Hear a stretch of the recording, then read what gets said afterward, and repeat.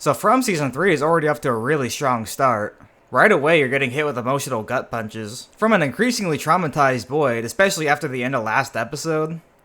And let me just say, this is... what an amazing episode. I don't really know if there's much I can say that there's wrong with this episode. I like how they use flashbacks of the last episode, but they use different angles that weren't shown from before, so it keeps it a little bit fresh. As well as just giving you a first-hand view of the horror that Boyd had to witness. And Boyd is just emotionally destroyed after having to watch Kenny's mom die right in front of him. But then the show cuts to Jim and Kenny, who have found fresh food at a lake. And it's just an interesting contrast between the dark and depressing start of the episode to now them being really hopeful after just finding food. It's also worth mentioning that really early on in the show, Ethan in his Chromoncle story mentions like a lake of a lake of tears or something. And maybe this is the lake that has major importance to the story. I'm not really sure yet, since there's not really been much shown of this yet, but it's worth keeping that in mind for the future. And then the show jumps back to the meeting of Tabitha and Victor's dad, and I can see some people finding this a bit frustrating since Victor's dad is pretty cautious and a little hostile towards Tabitha, which, in my opinion, it's kind of understandable. Because, I mean, Victor's been gone for like 20 plus years, and all of a sudden this like crazy looking woman just shows up with his lunchbox. Like, I don't know, personally I would be really, really cautious of this strange woman that probably murdered my son. Like, I don't know, I think it's understandable that he would fear that Tabitha had something to do with Victor's disappearance. But I don't know, I think it's, well, yeah, like, since we're seeing this from her side, it's kind of annoying. But I also, like, totally see his side of the story. As his family went missing, like, 20 years ago, and all of a sudden this crazy-looking woman just shows up with his lunchbox. Like, I don't know, I would be really cautious of this woman, personally. But this leads to more information on Victor's mother, and how she herself was seeing visions of how she needed to free the kids in the tower. And apparently this came from her taking acid or something, which I don't really know how this is going to affect the future of the show, since I kind of have a feeling that it's going to lead to Tabitha having to take acid to get back into the town, which I feel kind of weird about personally. Like, I don't know. And I like how this episode addresses a lot of the concerns that people would probably have after the questionable decisions that the characters made in the last episode. As Donna calls out Boyd for chasing the animals, which probably not exactly the right time after Boyd just had to watch his friend get eaten alive, but I still understand her reasoning. But again, not really the right time. And then Jim's daughter being mad for Jim essentially ditching them and having Julie watch over Ethan again. Which I also liked how this gave more backstory of Jim and how, after Thomas died, Jim kind of just gave his kids the cold shoulder. Which is a plot point that continues later on in the episode. And I honestly have a feeling that this is also going to continue later on in the show. And another thing you learn is that there's clearly someone listening in on the townspeople. And they have a certain degree of control of what's happening. At least they can control the late radio, maybe some of the lights, as in certain other episodes you've seen the lights flicker.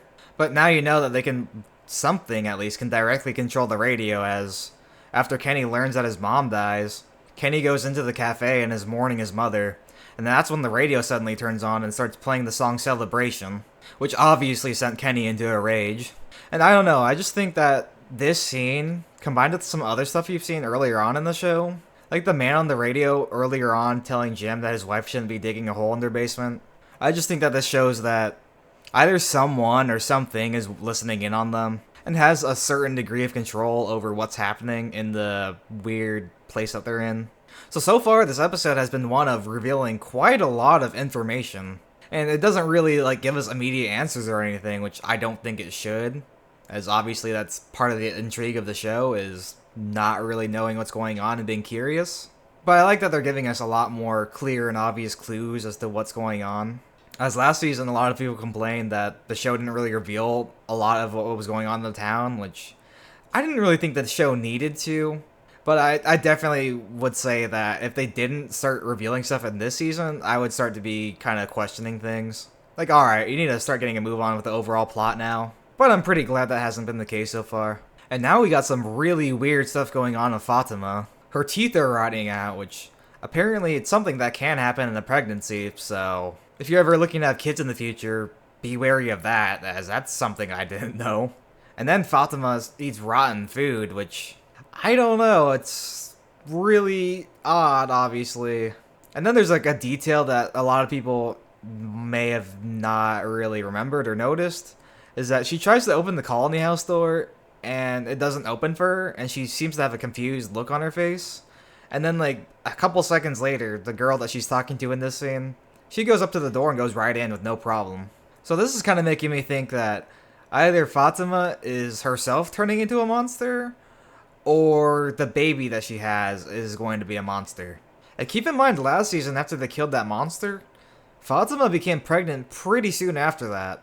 And I'm pretty sure either somewhere online, or maybe even in the show, it's been said that the place likes to have around the same number of monsters and people. Which is another reason that I'm thinking that Fatima might be giving birth to a monster. As again, after that monster died, she suddenly became pregnant. And it's just making me think that somehow the place is giving her a monster baby. And I don't really know how, and it may never get explained, but it's just something to keep an eye on for the future. Also, with Kenny's mom dying, I'm imagining that they're gonna introduce a new character soon then as well. But again, I can't remember if that was like actually stated in the show, or if that was more like just some fan theory that I read online. So don't really hold me to that. And I will say that one of the first problems I had was I thought a lot of the stuff, like up until that point, with Ellis and Fatima was pretty boring for me. And I know that it's like establishing what's going on with her, but I do feel like it probably could have been done a little bit faster. And then there's a scene of Christy and Jade dressing Kenny's mom, as Kenny wants to see her one last time, not all messed up, which is understandable, especially since the last time he saw his dad was pretty messed up. And I will say that this is another part in the episode that I thought it was a little bit slow. I think some parts of it probably could have been cut out or sped up. But I do like that it shows how much Jade cared for Kenny's mom. As like not only was he there when Christy arrived, but he also was helping to dress her and make her look better for Kenny. And when Jade is leaving, he says quietly, "They come with us when they go." Which was a quote from Kenny's mom in one of the earlier seasons, when they had been talking about losing people that they love. And then at the end of the episode, there's a lot of stuff that happens that just has me really excited for the next episode. Kenny and Boyd were going to go on a suicide mission into the monster hole to go and take out as many of the monsters as they could. But before they go in, Boyd reveals to Kenny that he was forced to watch Kenny's mom die, and that she said, and I think it was Cantonese is what it said, I can't really remember, but she said to him to take care of Kenny, which causes them to abort their mission. But then after that, Boyd's like, "We're gonna catch one of those monsters." And I'm just really interested to see what his plan is to catch one of those things. Because that would obviously put anyone involved at a high risk of getting killed. And to be honest, there's not really much of a way I can think for them to catch the monsters. As I mean, I saw someone online say, well, why didn't they just dig a hole and have them fall in? It's like, do you really think the monsters are that dumb? Because they aren't. Especially since it's been shown to us that the monsters are able to like understand what the townspeople are doing and what they're talking about. So if they're talking about like digging a hole for the monsters to go in, they're gonna know about the hole.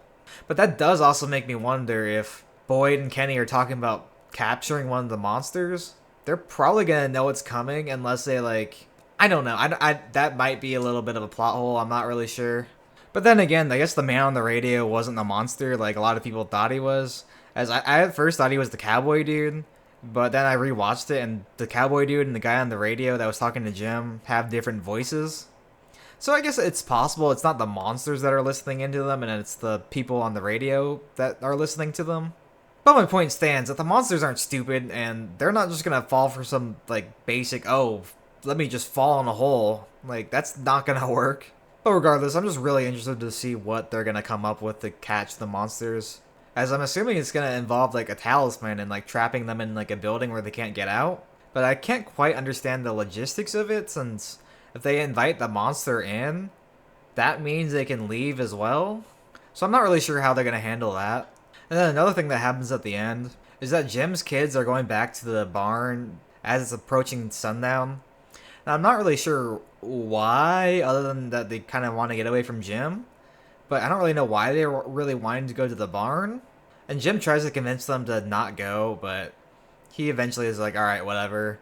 And I'm guessing it's just because he himself probably realized that his kids just kind of want time away from him. But at the same time, I mean, it's still your duty as a parent to like keep your kids safe. And I don't think them going to the barn when it's about to be sundown is really smart. Like, if they want to stay away from him or keep away from him, have them go to like Colony House or something. Or have them go to, I don't know, like hang out with Boyd or something. Like, I don't know. But after they leave, Jim goes back into his house. And then all of a sudden there's a phone call. And he picks it up and hears the voice of his son Thomas. As in the same Thomas that died as a baby after falling off the changing table. When Jim happened to also pick up the phone to answer a phone call. And I'm assuming that's the way of the monster, is like just taunting Jim. I don't personally think it's going to lead to like, oh, Thomas is suddenly alive. Like, it's probably not going to be that. But I do think that this might serve to distract Jim from thinking about going and corralling his kids. And that his kids are probably going to be in danger at the barn. As I'm pretty sure the barn isn't safe, as I don't think there's a talisman there. And I don't really see why else they would specifically have his kids go to the barn unless it wants to set them up being in trouble. So that's what I'm assuming is going to happen with next episode. But overall, I would say this was a fantastic episode. It was a great follow-up to last week's amazing episode. And I really like how they dive more into the trauma that Boyd had to face. As well as give more information on Victor's dad and his mother. And how she potentially found the town. And again, I think there were some pacing issues with this episode, as once or twice I did find myself to be kind of bored. But overall, I would say this was an amazing episode, and there's not really anything wrong I noticed other than that. So I would give it a 9 out of 10. I think if they had fixed the pacing issues, this would easily be a 10 out of 10 for me. But pacing is something that does matter a lot to me, as the whole point of watching stuff is to be entertained. So for me, unfortunately, because there are some pacing issues, I'm going to have to go from a 10 out of 10 to a 9. But a 9's still a really good score, so it's not like I'm saying this episode sucked or anything. What did you guys think, though? Do you agree with my rating? Is there any other, like, theories you guys have from this episode? Let me know down below. Please leave a like if you made it this far. Also, please subscribe, as I do intend on talking more about the rest of the season as the episodes come out. And I'll see you guys next time.